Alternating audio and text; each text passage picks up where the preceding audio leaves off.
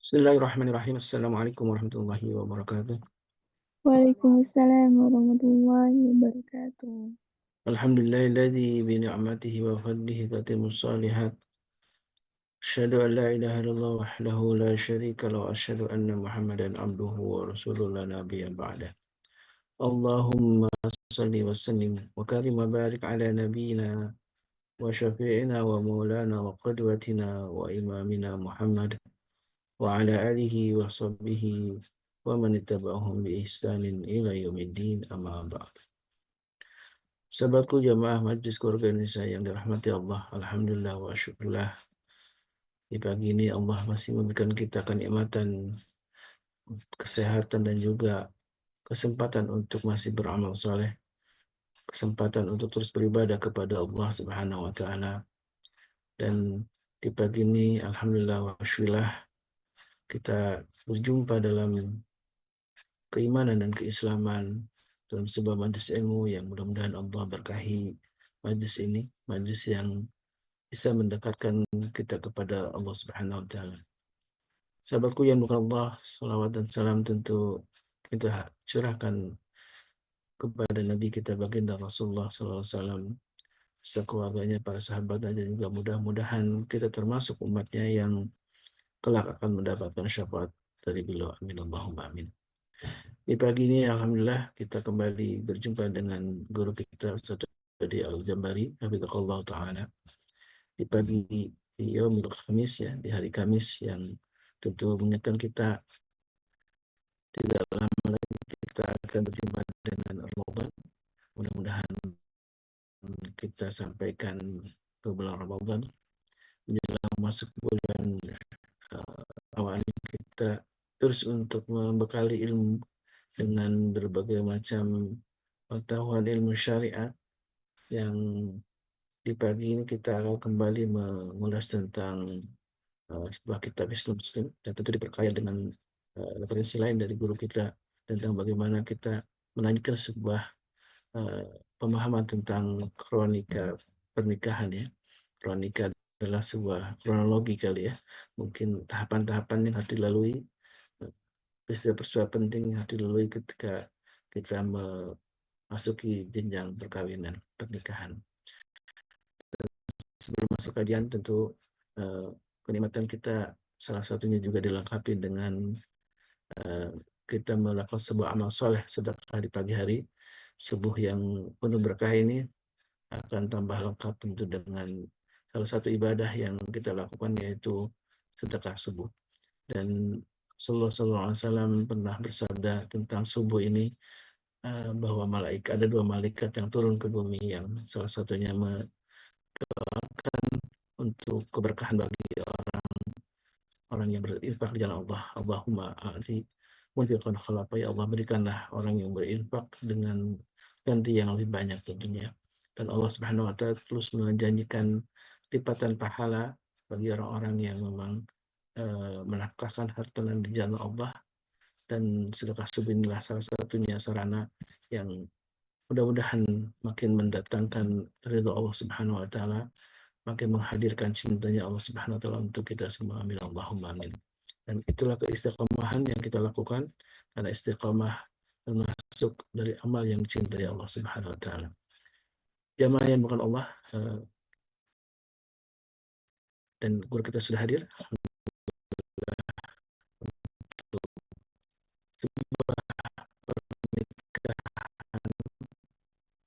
Yang tentu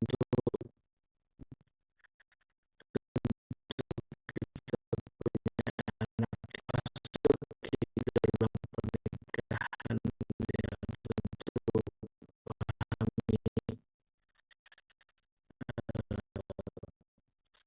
prosesi atau sebuah yang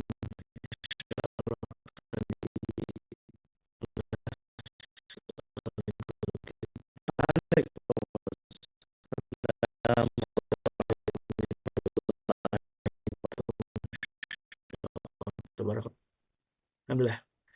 Lanjut ya tentang tema sebuah pernikahan. Memang kalau memahami tentang pernikahan tidak akan pernah habis gitu ya. Sebuah perjalanan sampai kita wafat ya.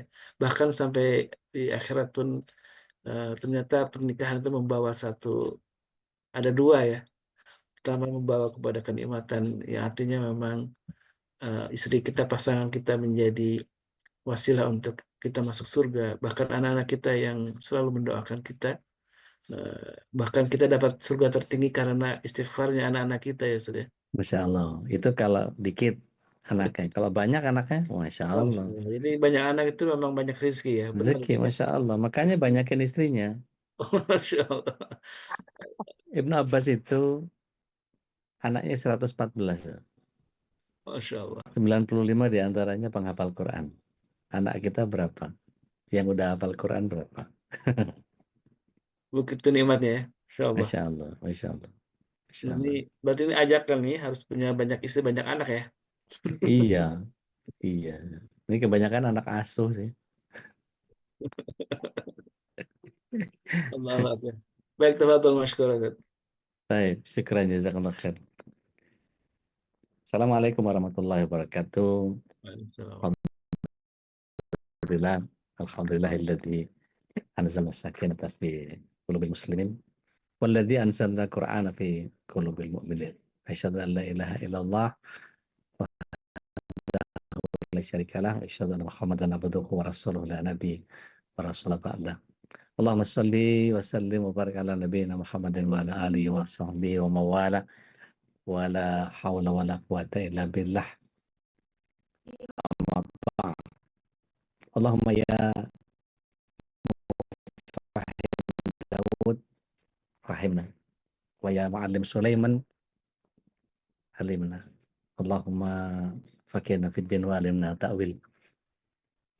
Bapak Ibu yang dirahmati Allah SWT, kita lanjutkan tentang kronika Munakahah ini. Karena sejatinya ketika kita memahami secara utuh apa yang ada di dalam pernikahan, ini bukan hanya masalah fikihnya. Kalau kemarin fikihnya kita sudah bahas ya. Tapi kali ini lebih kepada kronikanya.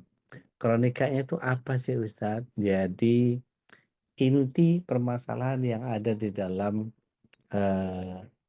pernikahan itu sendiri. Jadi kalau kemudian kita memahami bahwa ada persoalan-persoalan yang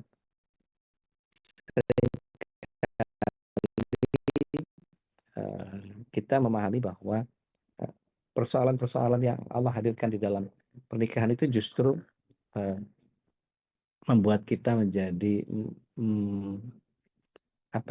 mencatat peristiwa-peristiwa yang kita susun berdasarkan waktu kejadian. Nah, ini penting buat sejarah karena berkaitan dengan pembelajaran sejarah. Jadi informasi dalam kronik ini bisa diperoleh dari berbagai sumber. Kita nggak harus mengalami kehancuran, tapi kita bisa mempelajari dari kehancuran orang lain. Atau kita belajar pada kasus-kasus yang buruk pada pernikahan-pernikahan orang yang lain, untuk kemudian kita memperbaiki dari mana kesalahan-kesalahan itu terjadi. Gitu. Jadi kalau kemudian kita membuat kronika Munakahah ini, kalau kita melihat kebenaran fakta pada masa tertentu, kalau kita lihat bagaimana catatan peristiwa menurut urutan waktu kejadian itu, kita urut dulu. Kenapa ada pernikahan yang berantakan? Kenapa ada pernikahan yang langgeng? Itu bukan semata-mata, ya sudahlah memang itu takdirnya Allah. Enggak gitu ya. Kita jangan jadi fatalis. Meyakini bahwa apa yang Allah SWT hadirkan dalam kehidupan kita itu adalah bagian yang menjadi kita harus munculkan ahsanu amala. Kemarin kita sudah bahas tentang surat 67 ayat 2. Setiap penyikapan yang muncul itu justru Allah tunggu. Artinya ketika kita kembalikan kepada bagaimana Allah SWT menghadirkan ayat itu, a'udzubillahi minasyaitonir rajim, alladzi khalaqal mauta wal hayata liyabluwakum ayyukum ahsanu amala wa huwal azizul ghafur. Allah lah yang menjadikan kematian dan kehidupan itu diujikan kepada sesiapa yang Allah inginkan keluar ahsan amal. Ahsan amal itu apa? Rasulullah SAW mengkorelasikan dengan bagian yang kemudian ajaban fi amri mu'min, menakjubkan urusan orang beriman. Sebagian mengatakan dengan ajaib. Ya. Pokoknya membuat takjub. Kok bisa ya orang begitu? Ternyata orang bisa sabar dalam berbagai macam persoalan dan bisa mensyukuri setiap nikmat sekecil apapun. Ternyata yang bisa membuat itu cuma dasarnya iman. Maka Rasulullah SAW katakan tidak akan muncul sabar dan syukur itu kecuali pada orang yang beriman. Jadi kalau kemudian kita telisik dulu, kita menikah dulu dasarnya apa? Jadi kalau menikah itu dasarnya apa, maka kembali kepada bagaimana kita membuat kronik pernikahan kita ini. Jadi kalau kita kemudian menikah karena apa? Karena penampilannya si pasangan itu begini-begini, maka gue banget tuh. Saya jujur Mbak Dian yang tahu saya seperti apa dulunya gitu ya, karena saya pernah sekantor zaman masih bujangan. Eh, saya melihat istri saya itu seperti eh, perempuan Jepang yang memang saya memang selera saya adalah yang putih sipit tembem ya, putih sipit tembem itu pokoknya orientalis banget deh saya tuh gitu ya dari dulu. Jadi semua bagian dari masa lalu itu rata-rata begitu modelnya, sipit tembem gitu ya. Eh, dan memang mungkin karena ya nggak tahu kenapa, tapi begitulah ya. Terus ketemu sama calon istri ini, saya melihat bahwa loh kok dia eh, lucu ya, putih sipit tembem gitu. Maka ada sih yang lain tembem, tapi mata saya cuma ke beliau. Ternyata ketika dalam pencarian, saya waktu itu sedang terombang-ambing dalam persoalan agama. Jadi ketika itu keluar dari komunitas Buddha Nichiren Kyoshu, saya 4 tahun di sana. Eh, Kemudian saya melihat bahwa ada beberapa bagian yang harus saya perbaiki dalam hidup saya. Maka ketika itu saya cuma berpasrah kepada Tuhan yang nggak jelas Tuhannya siapa, gitu. Karena asal tahu ya, yang mungkin belum belum pernah tahu, saya dulu SMA-nya Katolik. eh, Sempat jadi aktivis gereja Kristus Tuhan, sempat belajar Hindu ke Bali, sempat gandrung sama Buddha 4 tahun, dan saya kembali ke Islam itu tahun 2000. Jadi 96 itu saya nikah sama istri saya itu cuma sekedar formalitas. Ya asal balik ke Islam lagi aja gitu, tanpa kemudian mendalami. Nah, selama pernikahan itu, jujur saya tidak punya ketertarikan untuk apalah muluk-muluknya ibadah lah apa segala macam, nggak ada, benar-benar nggak ada. Jadi pikiran saya ketika itu ini perempuan bisa eh, mengatasi eh, kekesalan saya di masa lalu, gitu ya. Jadi beberapa kasus apa cinta monyet yang terjadi di masa lalu saya ingin selesaikan dengan beliau. Begitu saya lihat fisik gitu ya, karena masih you can see all the way you look at me waktu itu bajunya, maka ketertarikan saya ke fisik memang. Oke, nggak lama tuh 3 bulan, saya langsung ngobrol ke beliau, saya langsung bilang mau nikah nggak? Gitu. Itu kayak nawarin pisang goreng aja gitu, mau pisang goreng nggak? Jadi benar, hah? Kaget beliau. Akhirnya saya bilang ya apa yang bisa saya tempuh kalau saya ya udah minta ke orang tua. Orang tua di mana? Di Padang. Oke, kita berangkat ke Padang. Saya berangkat ke Padang.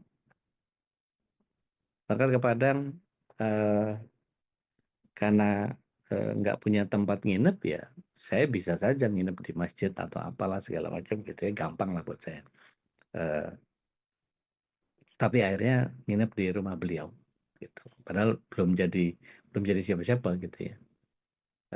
Setelah itu dibawa ke Bukit Tinggi, karena Bukit Tinggi itu tempat kerabat tuanya lah gitu ya, datuknya lah gitu. Maka mereka rembukan tuh, mereka rembukan. Terus saya katakan bahwa saya orang tua saya sudah meninggal, kakak saya mencar, ada yang di Surabaya, yang di Probolinggo, ada yang di Jogja, ada yang di, jadi semua pecah-pecah di Bondowoso. Terus nggak lama mereka meeting gitu, meeting keluarga, terus ditanya rencananya kapan mau nikah. Ya hitungan saya itu 6 bulan dari waktu itu. Waktu itu kalau nggak salah Februari atau April gitu, saya lupa. Saya bilang Juli lah, insya Allah. Karena di bayangan saya ada project yang Juli itu bisa ketutup lah gitu biayanya. Ternyata mereka minta lebih cepat gitu. Mei. Dari Juli ke Mei itu cuma urusan 3 bulan, tapi duitnya nggak ada. Mei itu di kepala saya begitu. Jadi ya sudahlah, karena manhood saya ketantang, Bismillah, Insya Allah Mei gitu. Jadi rupanya orang tua beliau khawatir kalau kemudian, jadi gini kasusnya di Padang itu, di tempat beliau tinggal di eh, apa nama Jalan Garuda ya. Jadi kalau layak ada orang awak di situ tinggal di Padang. Nah, kami itu nikah di Padang. Jadi eh, apa namanya eh, tinggal di situ, Dakek Muaro. Jadi ada Universitas Bung Hatta di situ. Nah, itu belakang udah pantai itu. Oke, ala kulihal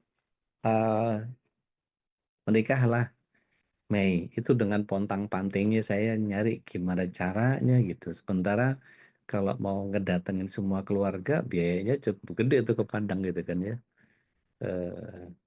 Udahlah nggak mau ambil pusing. Tapi begitu saya jalankan kronika itu, menikah, tapi waktu itu astagfirullahaladzim, kocaknya saya masih pakai hitungan betal jemur karena keluarga kami dulu dari Jawa itu lebih senang hitungannya pakai primbon ya. Kalau orang Jawa itu kalau istilah bawaan agamanya itu agama Dharma Gandul gitu, Gandul Loco. Nah, itu pakainya betal jemur. Nah, itu ada yang kalau kedutan bawah ada dibuka halaman berapa, kalau bunyinging nanti dibuka halaman berapa, akan ada terjadi ini itu apa segala macam dan seterusnya. Lebih ke psikoanalisis sih, tapi kemudian di situ jadi pedoman. Itu bahkan saya nikah, mungkin ada yang nggak percaya, saya nikah hari Kamis. Nggak ada yang datang kecuali tetangga sekitar. Karena masih pakai betal jemur itu. Jadi nggak ada konsep ibadahnya di saya. Tapi keberanian saya ketika itu adalah karena saya mau berubah, saya lihat dia rajin ibadahnya, maka saya waktu itu selain perhiasan emas, maka saya berikan kepada dia seperangkat alat sholat dan Al-Quran. Tapi sedihnya saya Al-Quran di drop. Nggak boleh Al-Quran jadi mahar. Dari kerabat yang sana nggak boleh ya, Al-Quran jadi mahar. Seperangkat alat sholat aja. Padahal saya bilang saya akan mengajarkan isi Al-Quran. Meskipun waktu itu masih masih punya pemikiran yang kacau lah ya gitu ya. Nah mungkin ngelihat kelakuan saya begitu mungkin Al-Quran di drop gitu. Terlalu tinggi kemuliaannya itu. Tapi saya berazam waktu itu memang betul-betul mau menghidupkan keluarga Al-Quran. Oke, menikahlah kami di hari Kamis itu. Tapi diulur sama keluarga sampai Sabtu Ahad. Jadi baru ramainya Sabtu Ahad. Keluarga dari Padang, dari apa Bukit Tinggi, dari Pekanbaru, dari Dumai baru baru pada berdatangan dan serunya di hari Ahad. Kakak saya yang di Jogja Allahyarham juga hadir menghadiri pernikahan itu. Nah, ala kulihal ketika menikah dengan pola yang seperti itu, kronika menikah saya pribadi, saya tidak punya bayangan tentang menikah itu harusnya kayak gimana banget gitu, enggak. Tapi saya jalankan saja. Perlu diketahui bersama ya, nah, penting banget kayaknya. Enggak, tapi gini, saya tidak mencintai istri saya secara hati. Saya hanya suka fisiknya saja. Dan itu baru saya merasakan jatuh cinta kepada beliau di tahun yang keempat. Jadi seolah-olah Allah SWT meresume semua eh, cinta monyet saya itu dikumpulin di istri saya. Jadi semuanya ada di situ. Dan saya betul-betul terkagum dan kayak dibuka mata saya, ini loh yang Allah hadirkan buatmu itu. Nah, seketika itu saya jatuh cinta sama istri. Dan setiap tahun saya jatuh cinta kepada istri saya dengan rasa cinta yang terus bertambah pada orang yang sama. Apa kalau lagunya itu dulu ada apa falling in love with the same person, apalah lupa saya. Oke, ala kulihal jadi ngelantur kemana-mana nih. Kronika Munakaha ini bagian yang kemudian membuat setiap kita mendapatkan manfaat dari pernikahan itu sendiri. Setidaknya terpelihara keturunan, memperbanyak jumlah kaum yang tadi kita bahas di awal, kemudian menjaga kehormatan dan kemaluan dari zina, kemudian realisasi leadership suami atas istri. Yuk, sama-sama kita buka surat yang keempat ayat yang ke-34. Yuk, sama-sama kita perakalin nih. Surat yang keempat ayat yang ke-34. Fastabiqul khairat seperti biasa. Ya udah, Enggak? surat keempat An-Nisa ayat 34 ya udah. Tafadhali. Auzubillahiminasyaitonirrajim. Laki-laki atau suami itu pelindung bagi perempuan atau istri. Ya. Karena Allah telah melebihkan sebagian mereka laki-laki atas sebagian yang lain perempuan. Ya. Dan karena mereka laki-laki telah memberikan nafkah dari hartanya, maka perempuan-perempuan yang soleha adalah mereka yang taat kepada Allah dan menjaga diri ketika suaminya tidak ada. Karena Allah telah menjaga mereka. Perempuan-perempuan yang kamu khawatirkan akan nusyus, hendaklah kamu beri nasihat kepada mereka. Tinggalkanlah mereka di tempat tidur atau pisah ranjang. Dan kalau perlu, pukullah mereka. Tetapi jika mereka menaatimu, maka janganlah kamu mencari-cari alasan untuk menyusahkannya. Sungguh Allah Maha Tinggi, Maha Besar. Masya Allah. Barakallahu fiik. Itu kalau dipelajari ayatnya panjang dan faedah daripada ayat itu menjadi mungkin bisa sekitar 2,5 jam untuk bahas itu. Tapi ala kulli hal gini, saya ingin menunjukkan kepada Bapak Ibu bahwa bagaimana merealisasikan leadership suami atas istri itu di situ disebut bahwa ar-rijalu qawwamuna 'alan nisa. Qawwam itu bukan hanya kepala rumah tangga, tetapi dia yang bertanggung jawab penuh atas pernikahan itu. Mau dibawa kemana pernikahan itu, dia yang bertanggung jawab. Kalau misalnya Senin sampai Jumat dia sampai bekerja, Sabtu Ahadnya mau ke taman surga yang mana, di masjid mana, ikut ustadz siapa, kajian yang mana yang ketika kemudian sekeluarga bisa mengikuti majelis itu. Maka kalau kemudian tidak punya qawam yang saleh, parah, hidup kita berantakan tidak karuan. Kalau kepengen masuk surga tapi kemudian mohon maaf, ada slogan yang menyesatkan buat saya. Muda foya-foya, tua kaya raya, mati masuk surga. Gak sesederhana itu Ferguson. Jadi kalau kita perhatikan bahwa bagian yang kita tahu bahwa qawam itu adalah penanggung jawab, maka sandang, pangan, papan itu tanggung jawabnya siapa? Suami. Istri mendapatkan pendidikan agama dari mana? Suami. Anak mendapatkan pendidikan agama dari mana? Suami. Dari bapaknya. Maka di surat 4 ayat 34 ini kalau kita buat derivasinya, Masya Allah, tabarakallah. Bagaimana nanti seorang istri yang solehah bisa ditinggalkan sama suaminya? Siapa yang bisa mendidik suami? Siapa yang bisa mendidik istri? Adalah suami yang soleh, yang dia punya kemampuan manajerial yang sangat luar biasa. Tetapi bayangkan kalau kemudian seorang suaminya tidak memahami agama, tidak punya bekal mempelajari jalannya hidup ini harus seperti apa, bergantungnya kepada siapa. Dan kemudian kalau kita tahu bahwa Allah Subhanahu wa taala memperhatikan setiap apa yang kita kerjakan itu dengan catatan-catatan yang mendetil, karena innallaha khabirum bima ta'malun. Sungguh Allah Maha teliti terhadap apa yang kita kerjakan. Ini bagian yang sebetulnya setiap kita kemudian punya tanggung jawab untuk mewujudkan keluarga yang sakinah mawaddah warahmah itu tidak hanya sekedar slogan. Giliran waktu nikah dulu, ada doa dari ustadz atau dari penghulunya atau dari siapapun yang mendoakan mudah-mudahan sakinah mawaddah warahmah. Amin. Aminnya kan paling kencang. Tetapi realisasi leadership suami atas istri itu tidak pernah terwujud karena pemahaman tentang surat 4 ayat 34 itu tidak pernah dibahas.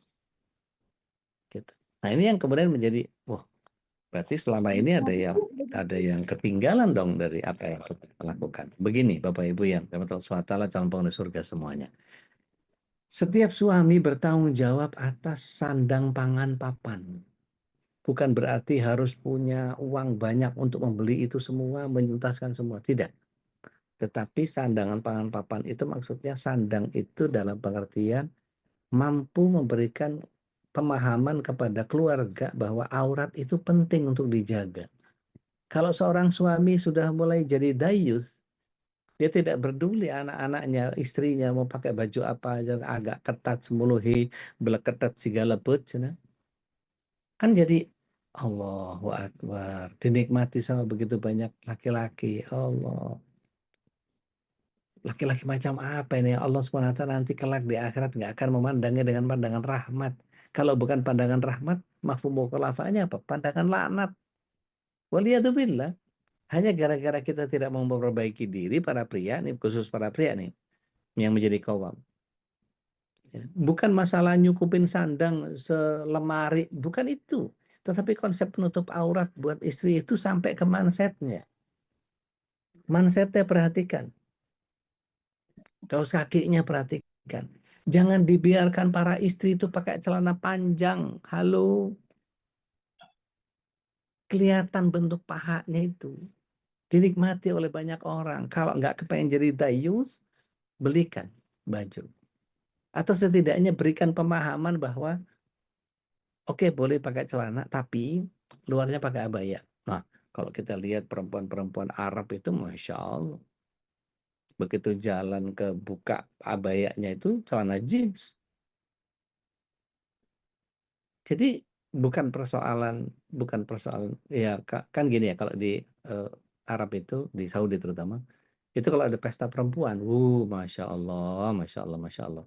Saya dikasih tahu sama perias, ada salah satu mutawifah kenalan kami dulu, orang Cianjur, itu jadi mutawifah di Madinah. Itu kalau pesta, Allahu Akbar, bajunya cuman pakai kamisol doang, emasnya yang kayak celemek itu, apa kalung celemek itu yang menjuntai sampai perut.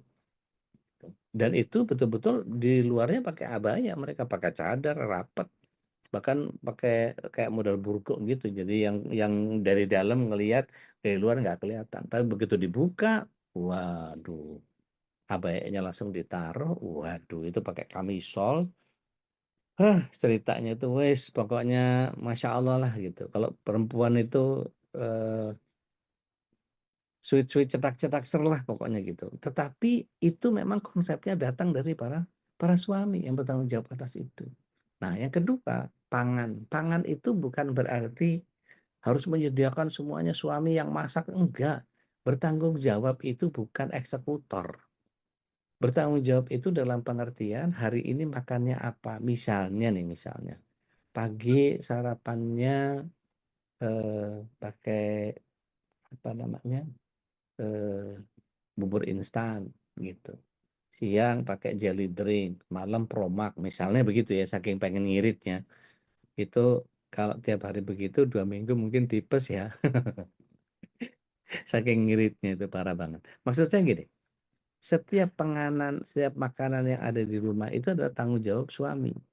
Maka ketika terjadi rasionalisasi, terjadi apa namanya, mungkin kena COVID, perusahaannya kena efek itu dan seterusnya sehingga berantakan nafkahnya dan seterusnya. Maka yang terjadi adalah si suami harus bertanggung jawab untuk tetap memenuhi kebutuhan rumah tangga. Maka pemahamannya ini jadi saya jadi khawatir berkutat di bagian surat 4 dan 34 aja. Tapi begini maksud saya.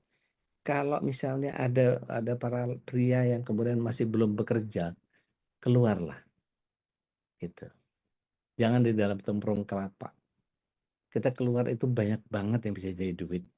Selama kita pasang networking, kita lakukan ini itu segala macam. Asal kita mau membunuh 3 hal. Malu, takut, gengsi. Apapun bisa kita kerjakan. Asal mau ya. Tapi kalau sudah ya saya kan S2 jadi nggak bisa lah kerja begitu apa segala macam. Padahal kalau mau apapun bisa dikerjakan. Apapun bisa dikerjakan. Kita kalau punya SIM A bisa nyopir taksi online. Kita punya SIM B mungkin bisa jadi supir bis wisata. Dan seterusnya. Itu sehingga jangan pernah kemudian kita menggantungkan diri kepada seseorang atau siapapun kecuali Allah. Gitu. Nah, papan ini tidak harus kemudian kita menyiapkan rumah yang apa enggak. Sementara kita sepakati ini kita masih belum cukup untuk beli rumah. Kita ngontrak dulu ya. Maka menjadi kontraktor, ngontrak sana, ngontrak sini maksudnya. It's okay, nggak ada masalah. Tapi sepakati bahwa itu sebagai sebuah tanggung jawab si suami. Dan istri harus memberikan rasa tenang. Ayo kita buka surat 30 ayat 21. Ketenangan, kelembutan hati, serta ketentraman jiwa itu harus ada di perempuan. Harus istri yang kemudian menghadirkan itu. Ayo, Mas Taufik kalau khairat ya cepet-cepetan ya surat 30 ayat 21. Ini ayat Izin undangan. Ustaz Todi. Mangga. A'udzubillahiminasyaitonirrajim. Dan di antara tanda-tanda kebesarannya ialah Dia menciptakan pasangan-pasangan untukmu dari jenismu sendiri, agar kamu cenderung dan merasa tentram kepadanya. Dan Dia menjadikan di antaramu rasa kasih dan sayang.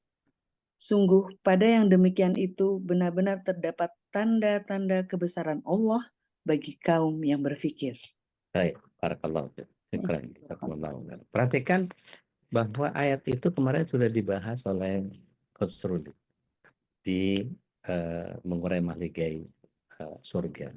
Yang serialnya kita sedang susun materinya. Jadi ini nanti akan ada batch 2, batch 3 dan seterusnya.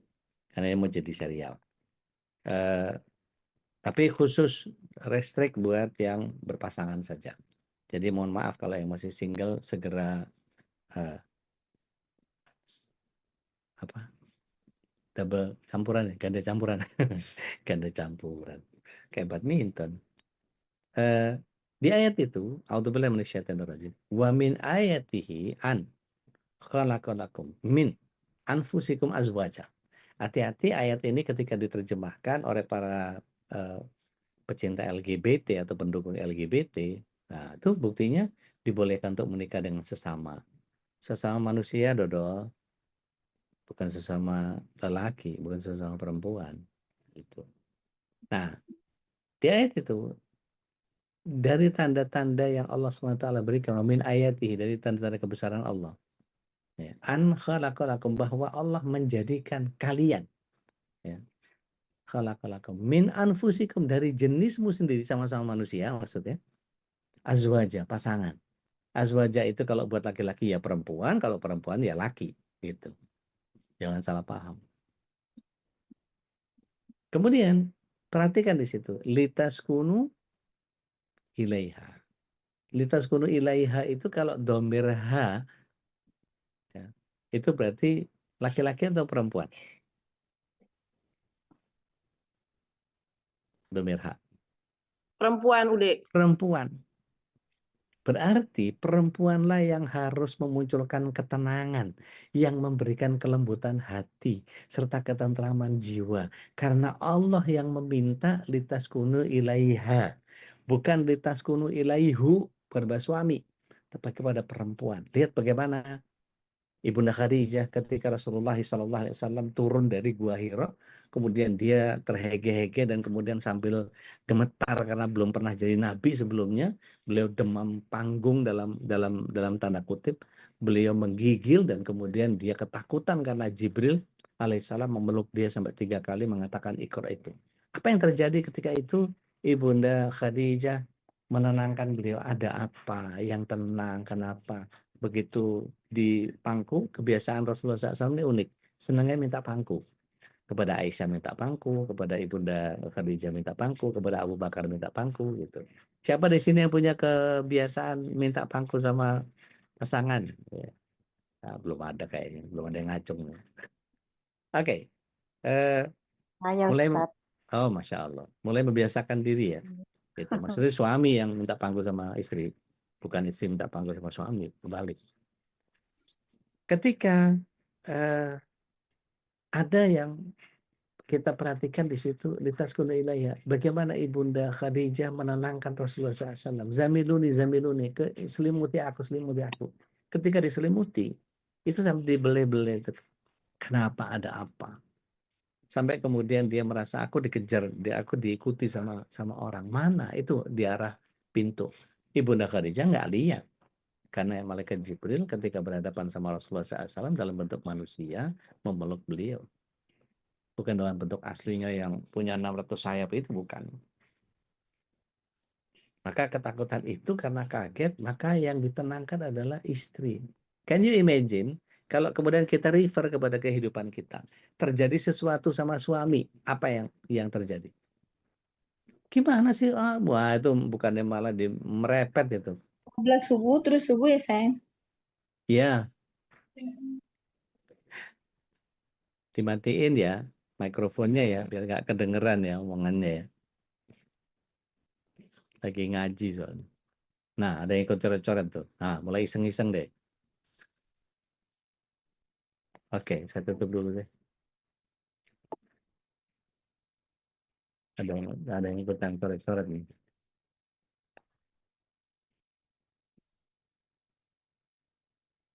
Oke. Begini. Ketika kita paham bahwa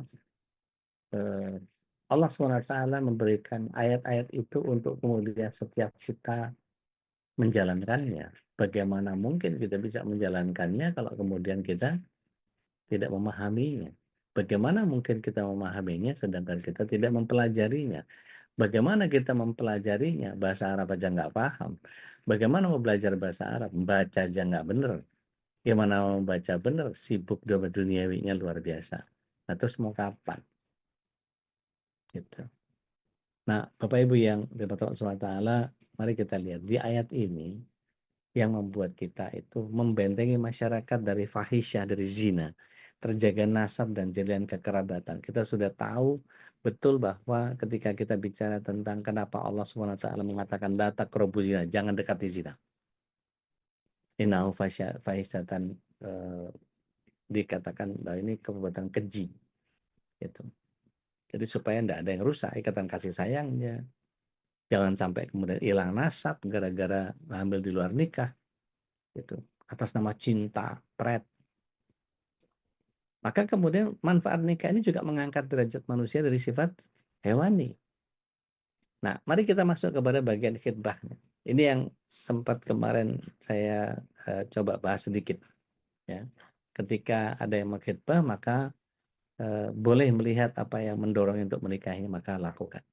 Gitu ya. Artinya boleh melihat ini lazimnya tampak pada wanita yang dipinang tanpa sepengetahuan atau tanpa berhalwat berduaan. Artinya gini, boleh kirim saudara perempuannya. Bahkan boleh kirim adiknya untuk nemenin calon iparnya. Dan kemudian mengakrabkan diri sampai kemudian boleh meniup tengkuknya dia penggeli atau bukan. Dikelitikin pinggangnya penggeli atau bukan. Sebab perempuan yang kulit badak, nggak enak banget istilahnya. Dicolek nggak geli, itu nggak seru kan gitu. Begitu colek nggak geli, kan serem ya. Dicolek nggak ada menggelinjangnya gitu. Jadi ini perempuan macam apa ini gitu kan ya. Udah gitu sangar banget gitu. Nah itu kemudian kalau kemudian banyak yang setiap kita punya pengalaman bisa begitu, lakukan. Kalau bisa anak-anak kita kirim gitu. Atau kalau ibunya misalnya mau, mana sih anak perempuannya, sini tak kenalan sama dia, ngedate antara calon mertua sama calon menantu, nggak apa-apa, makan berdua mungkin apalah, pergi ke satu tempat, biar kelihatan adab safarnya seperti apa, bagaimana cara dia menghormati, bagaimana adabnya terhadap calon mertua, nggak apa-apa, lakukan gitu. Kan kita kalau belum ada ikatan pernikahan kan bukan siapa-siapa, ya udah hang out aja. Kira-kira ibu-ibu masalah kalau bawa remaja atau siapa ya, Mbak Nita misalnya, ya, lihat ada Kevin, ada perempuan yang senang, tempel aja, deketin, ajak ke kajian atau apa gitu, makan atau apa, kelihatan kan dari gayanya, bagaimana cara dia membawa diri dan seterusnya. Jadi mengenal itu nggak tiba jujuk khidbah gitu. Maka anak kita juga dididik untuk kemudian milih pasangan yang benar ya, jangan sampai dapat kucing dalam karung.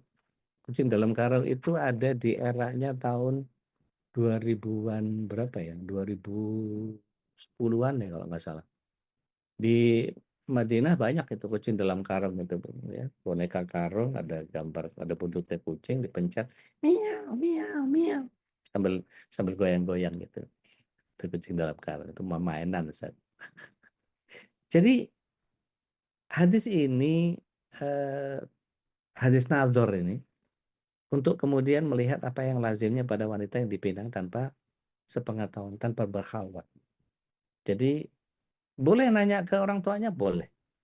Boleh nanya ke teman-temannya, boleh. Boleh nanya ke kerabatnya, boleh. Jadi untuk nyari itu sampai ke nazar boleh dilakukan. Tapi bukan, oke, coba buka jilbabnya, saya kepengen lihat tubuh kamu. Nggak boleh, itu bukan nazar, itu zina.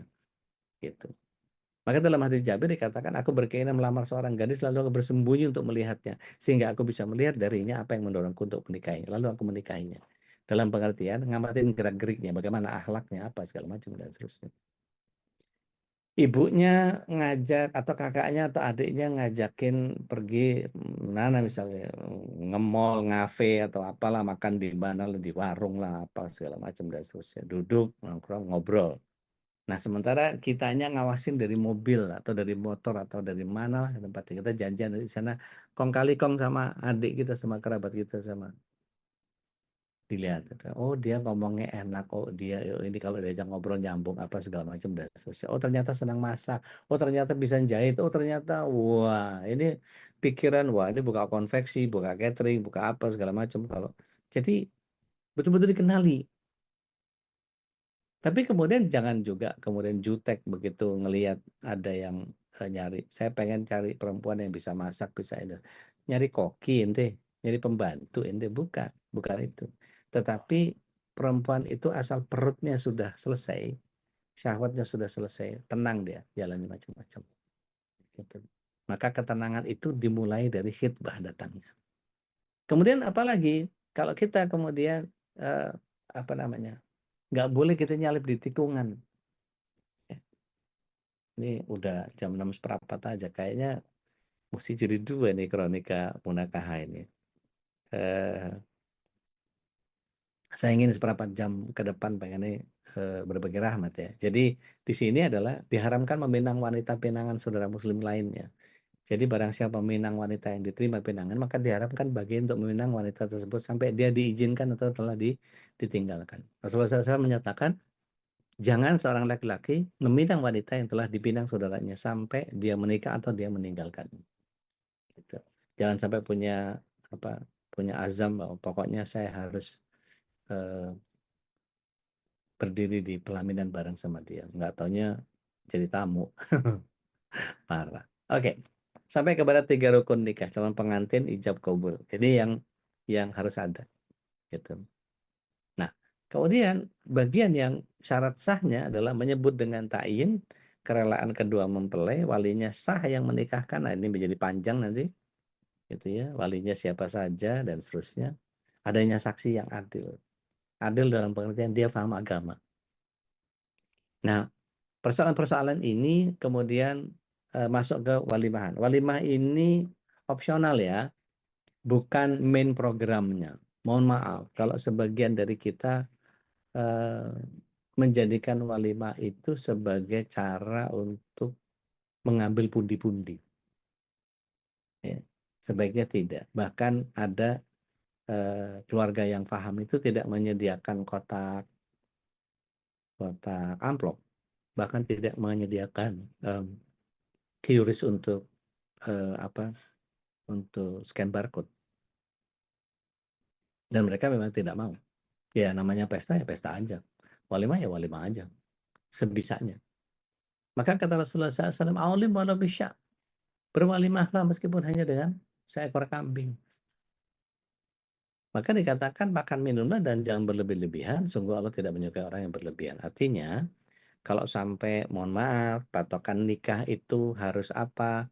Harus nyewa gedung 6 juta, catering 4 juta, video foto 3 juta, make up sama ritual ini itu apa segala macam dan seterusnya 5 juta.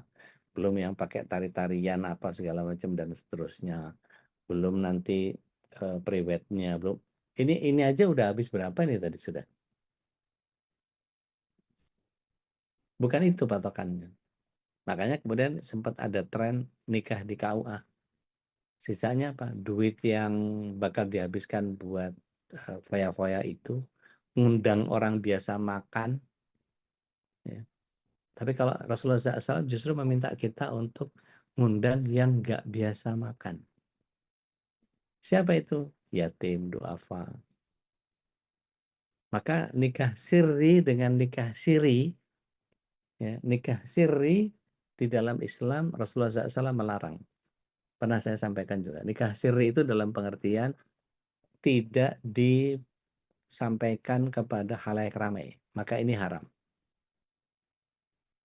Tapi kalau sirrinya Indonesia, sebagian menyebutnya dengan sirih dan segala macam, itu salah dengar aja. Mungkin belum korek kuping. Jadi sirri itu diam-diam. Dalam Islam, nggak boleh. Tapi kalau dalam Indonesia, adat Indonesia, sirri itu tidak melibatkan KUA. Tidak ada catatan sipil. Nikahnya sah, nikah agama, ada wali, ada mahar, ada ijab, qabul, dan seterusnya. Ya. Tetapi tidak melibatkan KUA. Tidak ada kutipan akte nikah. Tidak punya buku nikah. Nah, ini bahaya untuk tinggal di Indonesia. Kenapa? Kalau dia beristri 2, 3, atau 4 ketika nikah, yang bisa bagi waris itu berdasarkan, kalau di sini adalah berdasarkan buku nikah. Nah, kan? Karena hukum kita bukan hukum Islam. Agak repot kan ya? Nah, itu berantem untuk tarik-tarikan tuh. Nanti. Nah, maka suruh umumkan pernikahan itu. Maka tampakkanlah acara pernikahan. Nah, kemudian mohon izin, nggak usah pakai penjor ya. Penjor Hindu yang dari apa? Yang dari janur gitu. Nggak usah, itu Hindu. Jadi dulu kan suka ada black KTP lah apa segala macam dan seterusnya, itu ritual Jawa gitu. Ya. Yang sampai mecah telur apa segala macam itu ritual Yahudi kuno yang dilestarikan di ajalnya kita. Itu nanti kalau kita lihat di suratnya Nabi Musa, bagaimana di surah Ibrahim ada juga cerita tentang itu. Bagaimana Samiri, seperti kebiasaan orang Hindu membakar patung sapi pada saat ngaben dan seterusnya. Oke, itu persoalan yang lain. Maka disunahkan juga menabuh rebana. Rebana itu pada saat pernikahan. Tetapi dipersyaratkan oleh Rasulullah, para ulama, Rasulullah SAW menyatakan bahwa dinyanyikan oleh anak-anak yang belum baligh, bukan emak-emak ya, perdamaian, bukan itu, ya, bukan apa pakai organ tunggal apa segala macam, nggak usah. Kadang-kadang ada grup-grup yang mohon maaf gitu, mereka sholawatan, Asmaul Husna, pakai organ tunggal segala macam dan seterusnya. Nah, itu bukan itu. Ya. Bedakan antara nyanyian serta musik yang halal dan yang haram. Dan nyanyian dan rebana dalam acara pernikahan itu dibolehkan. Ya. Terus sholat id itu ada anak-anak di kalangan budak Rasulullah SAW itu banyak yang bermain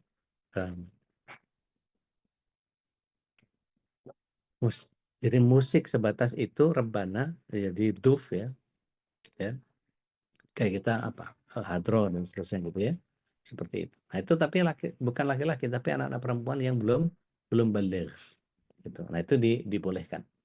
Gitu. Bukan ngundang konser apa segala macam organ tunggal manggil artis, bukan itu. Gitu. Nah kita wajib hadir, mohon izin. Wah udah 6:23.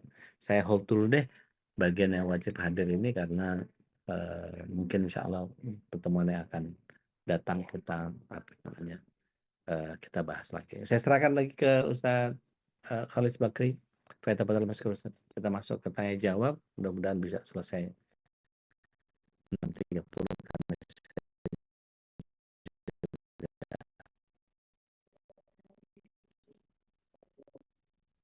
Baik, alhamdulillah,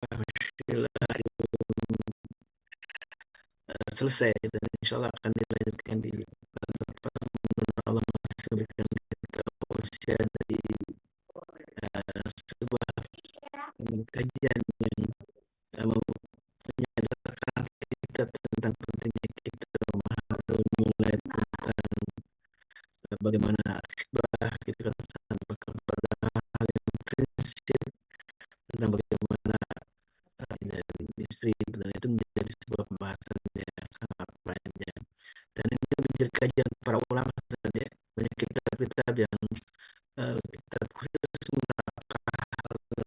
dikaji dalam kitab-kitab para ulama. Silakan jamaah, kita ingin berbagi rahmat. Silakan Bu Nita yang sudah siap untuk mantu ya.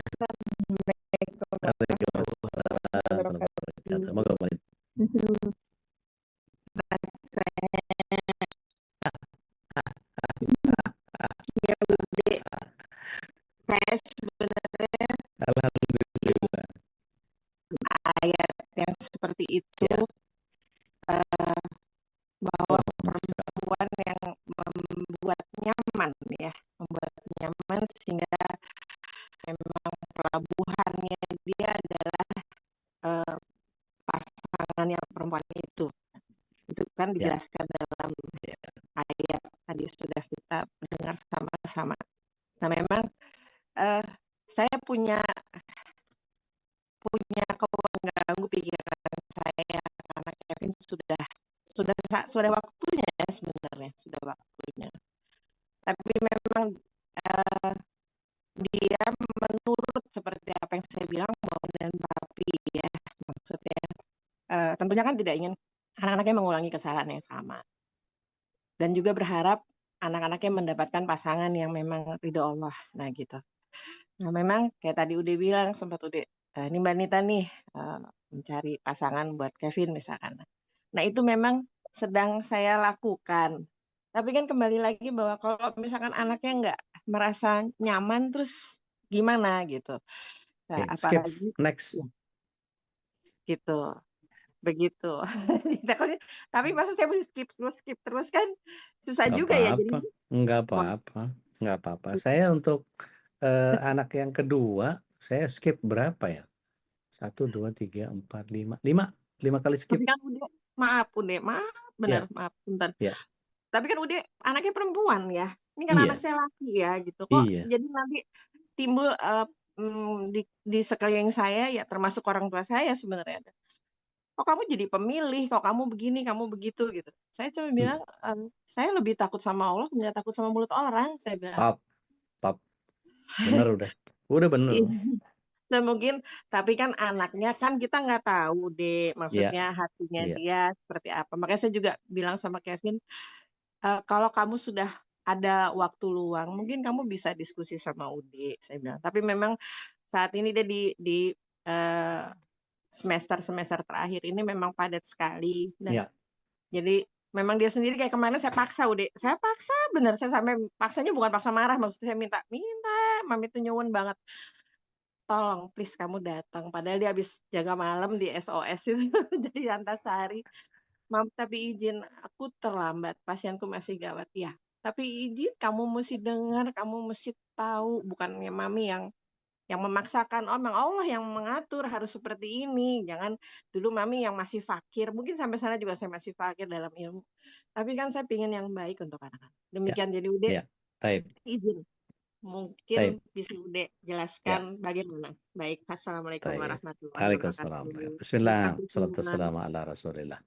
Jadi begini, untuk para pria yang ingin dicarikan, pertama kenali dulu maunya yang kayak apa. Kalau kayak saya tadi saya bilang saya tipenya sipit tembem gitu ya, putih, orientalis lah gitu ya. Rata-rata kan Jepang, Korea, Cina, rata-rata begitulah ya.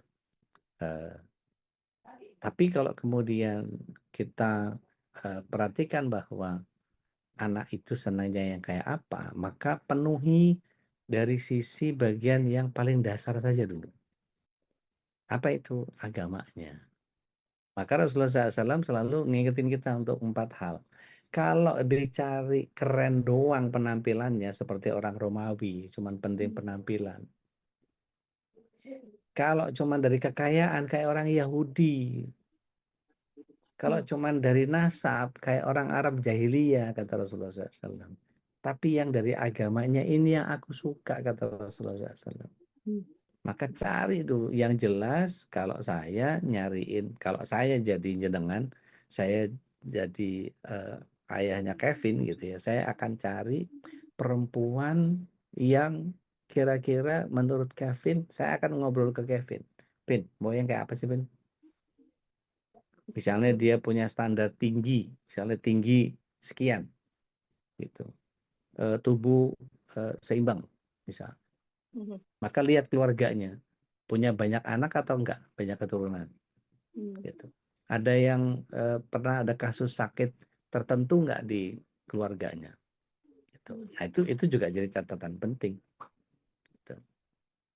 Karena misalnya ada ternyata ujung-ujungnya ada incest di ujung keluarganya di atas gitu. Nah itu kan jadi wah, secara genetik rusak tuh gitu. Maka betul-betul kenali betul taruhnya yang benar, yang panjang, bacaan Al-Qur'annya kayak apa. Kan gini nun sewu, kalau kita pulang gitu ya ke rumah terus pus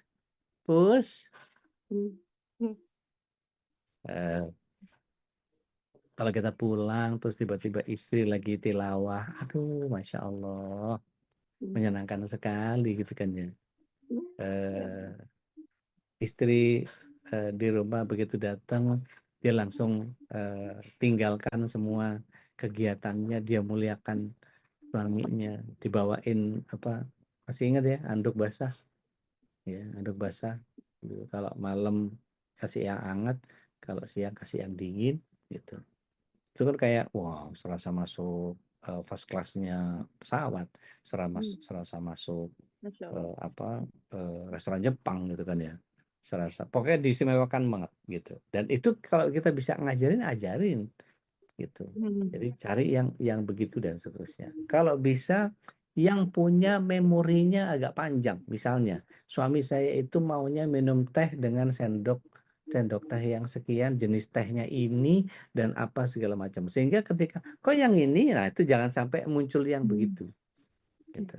Jadi diusahakan gimana caranya supaya membahagiakan terus. Nah, kalau suami itu merasa terlayani dengan kepuasan batinnya sudah selesai, ngelihat istri enak dipandang, wanginya enak gitu, nggak yang tiba-tiba pakai apalah yang nggak jelas yang lagi ngetren tapi nyegerak gitu ya, apa pakai si nyong-nyong. Kalau orang Madura bilang disenggol wangi ditubruk loro gitu ya. Itu kan kadang-kadang kan wangi-wangi yang begitu ganggu ya. Nah itu kamar tidur seperti apa wanginya, kamar mandi seperti apa kebersihannya. Dan sebetulnya itu juga tanggung jawab para suami juga. Kalau misalnya dia sebagai pemuda di rumah melihat ada kamar mandi yang mulai, kan biasanya kalau keran dari stainless itu kan suka ada bercak-bercak kapur, air kita kan jelek banget ya. Begitu kering gitu langsung bercak-bercak putih-putih. Nah, kira-kira para pria yang ada di rumah itu, para cowok-cowok calon suami ini punya kebersihan yang seperti apa bisa jaga itu? Setiap kali mandi, setiap kali ditisuin, dibersihin apa segala macam, atau ya udah nanti gampang bapak atau ibu manggil Go Clean atau apalah services pelayanan yang bisa ngebersihin segala macam, tinggal dibayar berapa terus ribu. Kalau begitu kan berarti dia nggak punya tanggung jawab gitu. Atau setidaknya kalau yang mengerjain bukan dia, misalnya dia yang punya inisiatif. Aku panggil temanku ya, kayaknya dia bisa ngerjain ini. Aku mau kasih dia duit, tapi aku nggak mau dia gratis dapat duit dari aku. Biar dia kerja. Lakukan sesuatu yang kemudian membuat dia menjadi punya tanggung jawab. Maka ini bagian yang kemudian setiap orang tua mesti memberikan juga tanggung jawab kepada dia. Oke, kasih ke mama berapa pilihanmu? Ada beberapa. Oke, satu, next. Oke, ini agamanya gimana? Apa segala macam. Keluarganya bagaimana? Apa segala macam. Buat saya nggak masalah mau suku dari manapun gitu ya, mau dari negara manapun. Misalnya dia mau lintas di mana ya? Di Uzbek apa di mana tuh yang kekurangan populasi itu. Kalau nggak salah ada beberapa negara yang itu. Nah itu bisa di impor misalnya pakai dating apps gitu. Tapi yang serius gitu, yang maksudnya dicari mereka pakai jilbab apa segala macam, pergaulannya bagus dan seterusnya.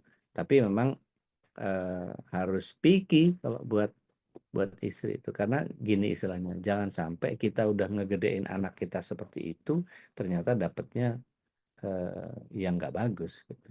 Maka kelihatan nanti dalam perjalanan tuh apakah dia menjadi berpura-pura menjadi baik gitu ya, karena ada pemain-pemain juga nih di antara para wanita ini yang kemudian kepengen dilihat bagus sama keluarganya gitu ya, kepengen dilihat tampil keren gitu, tetapi ternyata zong. Itu artinya apa? Nanti naudzubillah min dzalik, pilih-pilih tebu untuk simpongkeng. Itu milih-milih tebu cari yang manis, nggak taunya begitu dibuka hitam, berkutu semua. Naudzubillah min dzalik. Jadi memang terus saja mencari istikharah, kuatin, suruh dia istikharahin gitu, supaya nanti dimudahkan menuju kepada sesuatu atau dipersulit menuju kepada sesuatu, itulah jawaban. Wallahu alam bisawab. Mbak Sansan, saya sedih mantu saya Baik, sering Bude. mukul. Iya, saya sedih mantu saya sering mukul anak lah. Padahal mantu ini udah ngaji, udah paham ilmu agama. Enggak, dia nggak paham itu. Kalau sering mukul tuh nggak paham. Saya nikahkan anak saya sama dia itu karena dulu saya lihat dia sudah ngaji. Jadi gini, orang yang sudah ngaji itu bukan berarti akhlaknya sesuai dengan akidahnya. Akidahnya diberesin dulu. Makanya pada saat ta'aruf itu ada pertanyaan gitu. Kalau kamu marah gimana? Karena kalau tidak ada pertanyaan itu pada saat ta'aruf, akhirnya muncul tuh. Bahkan ada kasus ta'aruf ya dari beberapa jamaah saya itu udah ta'aruf sama-sama S2 ta'aruf. Tapi apa yang terjadi? Suaminya sering menjadikan istrinya sebagai sansak. Tendang, tiba-tiba tendang aja, duk gitu, sakit ya. Itu malah jadi bahan bulian. Gitu. Saya bilang sama dia, kalau emang mau bertahan, pertahankan. Sabar itu ibarat Ibunda Asia binti Muhazim gitu, terhadap Fir'aun. Tapi kan suaminya nggak kayak Fir'aun banget. Gitu. Artinya masih menafkahi, masih apa segala macam dan seterusnya. Masih memberikan kebebasan kita untuk ngaji apa segala macam. Biarkan. Gitu. Atau kalau misalnya memang punya kebiasaan seperti itu, pakai kaos kaki, pasang dekernya sepatu bola tuh. Biasanya pemain bola suka ada dekernya tuh. Jadi kalau ditendang bukan tulang kering kita yang sakit, tapi itunya yang kena. Jadi ya kita siap-siap. Jadi kayak body protector gitu. Pukul aja nggak apa-apa, nggak tahu sakit ini. Nah biasanya ada orang-orang yang mohon maaf dalam ta'aruf nggak muncul itu. Karena apa? Kurang dalam ta'aruf. Gitu. Artinya gini, kalau orang sudah ngaji dalam pengertian paham ya, akidahnya kuat, akhlaknya pasti bagus. Karena akhlak seseorang menjadi bagus itu kan akidahnya bagus. Kalau akidahnya berantakan, apakah mukul itu Allah ridho terhadap dia? Gitu. Apakah membuat sedih istri itu Allah ridho?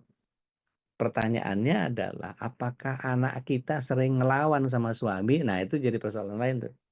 Disuruhnya A, dia lakuin B. Sudah dibilang nggak boleh ini, nggak boleh itu, masih aja kekeh. Pantas nggak kalau suami marah begitu? Istri nggak taat, pantas lah. Gitu. Jadi saya menemukan ada beberapa konteks yang kemudian istrinya Masya Allah kalau pas pengajian luar biasa. Baiknya minta ampun. Tapi apa yang terjadi? Dia sering nyolong barang suaminya untuk dijual, kemudian untuk membantu adiknya yang narkoba. Itu kalau ngadu ke saya playing victim, Ustadz, gini gitu. Saya nggak pernah bisa memutuskan atau menilai atau memberikan saran terhadap siapapun kecuali saya tahu bagaimana suaminya. Makanya saya langsung tanya, boleh saya kontak suami? Boleh Ustadz. Begitu saya kontak suami, gini loh dek, padahal dia jamaah saya juga. Apa nih Kang, punten dia gitu. Terus kemudian, iya udah sebetulnya gini, saya itu nggak masalah, dia mau begitu apa segala macam nggak apa-apa. Saya bukannya nggak mau bantu, tapi laptop di lemari sama kamera sama jam tangan itu hilang sama dia buat bantuin adiknya narkoba. Gimana saya mau percaya sama dia? Kalau tadi dibaca sama Teh Nadia surat 4 ayat 34 kan istri itu harus menjaga harta suaminya. Kok malah diambil? Kan istrinya gini, kalau ada jam tangan, ada kamera, ada komputer ditaruh di lemari, itu kan nggak layak untuk diambil dan kemudian dijual dan kemudian uangnya dikasih ke adik. Kira-kira kalau disampaikan gitu, adik saya ada masalah apa segala, omongin yang bener aja gitu. Dikasih nggak? Pasti dikasih, orang kaya banget.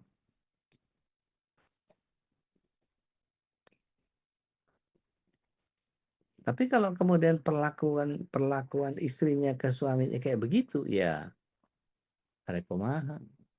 Susah, istri kayak begitu tuh nggak bisa diajarin. Gitu. Ini ada yang kasus yang sedang saya tangani. Istri minta cerai. Kenapa? Nggak memenuhi kriteria dia. Dia mantan model yang biasa bergaul di kalangan the haves. Terus tiba-tiba dinikahi oleh seorang ex-napi yang kepengen hijrah. Semua tawaran yang begitu besar ditolak hanya karena apa? Dia nggak mau urusan sama rokok, dia nggak mau urusan sama miras, dia nggak mau urusan sama judi online, dia nggak mau urusan sama bank riba, dia nggak mau. Jadi semua pekerjaan yang membutuhkan dia ditolak. Padahal kalau mau itu Masya Allah, dia bilang sama saya, antum kalau anak ambil itu Fortuner sih kebeli tuh Ustaz. Saya cuma bisa bilang ya mungkin istri mungkin kurang bersyukur. Antum minta aja saatnya sekarang, minta sama Allah, mudah-mudahan Allah akan membukakan, melembutkan hatinya, insya Allah seperti itu. Jadi ini masalah yang agak panjang ya, tapi alafu saya harus sudahi karena saya harus persiapan buat kuisis di kelas yang berikutnya. Alafu saya langsung undur diri Ustaz. Baik, Ustaz. Wallahu a'lam taqabbalallah. Jazakallah khairan. Insyaallah. Wakadzalik barakallahu fiik. Izin. Assalamualaikum warahmatullahi wabarakatuh. Waalaikumsalam Subhanakallahumma wa bihamdika. Waalaikumsalam. Asyhadu an la ilaha illa anta astaghfiruka. Alhamdulillah, mudah-mudahan apa yang tadi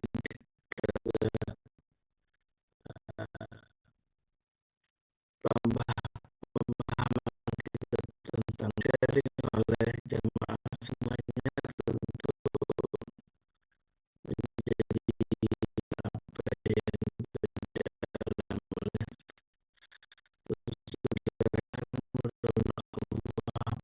dan yang keluar terbaik dan bagi mudah-mudahan segera dengan yang terbaik tentunya juga pesan-pesan tadi yang sudah belum lengkap ya. Insya Allah nanti kita bahas kembali di pekan depan. Mudah-mudahan Allah masih beri kita waktu dan usia untuk sama-sama beribadah kepadanya. Dan itu bersyukuran yang tidak terakhir ketika kita terus bersyukur maka Allah akan tambahkan kenikmatan itu.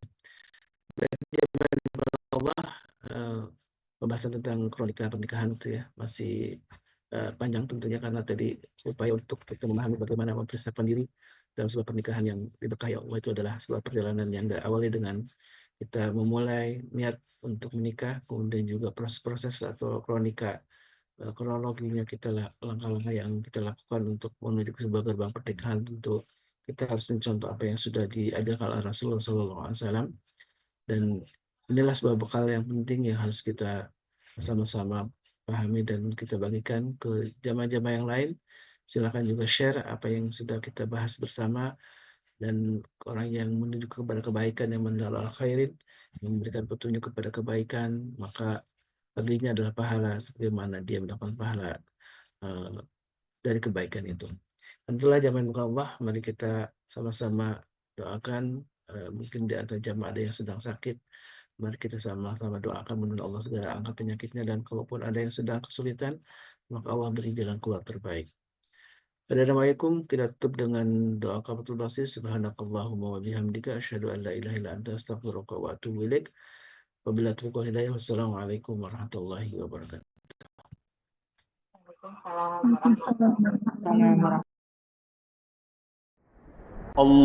اللهم ارحمنا بالقرآن واجعله لنا إماما ونورا وهدى ورحمة. اللهم ذكرنا منه ما نسينا وعلمنا منه ما جهلنا وارزقنا تلاوته آناء الليل وأطراف النهار واجعله لنا حجة يا رب العالمين.